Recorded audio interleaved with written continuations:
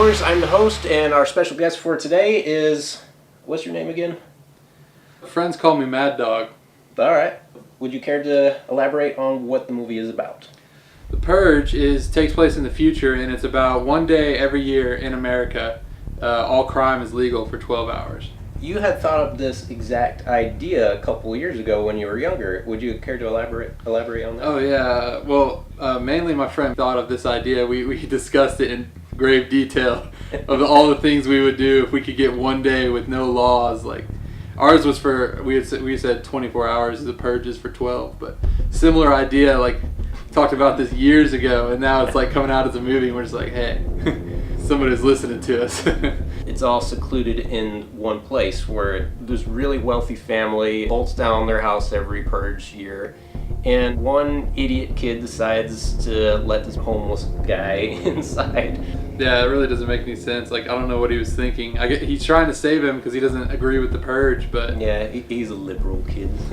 And so that starts this chain of events where people outside who are purging decide to hunt down this specific homeless guy and say, hey, look, if you don't let this guy outside, we're not just going to kill him, we're going to kill you and the entire family. What are your thoughts on the overall film? I thought overall it's what I expected, but the whole film takes place in the one house. Yeah. So I was expecting more of like at least a little bit more broad of like what happens during the Purge. Yeah. It just takes place in the rich neighborhood, so it feels like it's contained.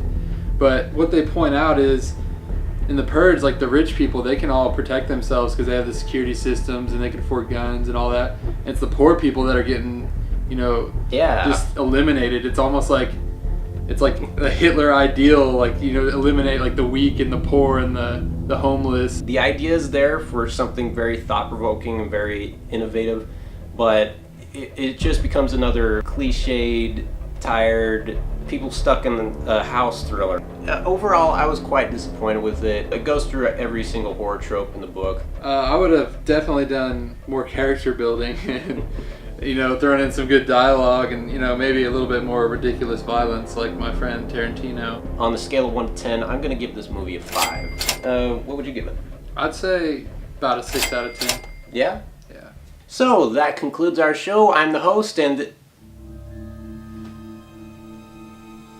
Where'd he go? Dog? Mad Dog?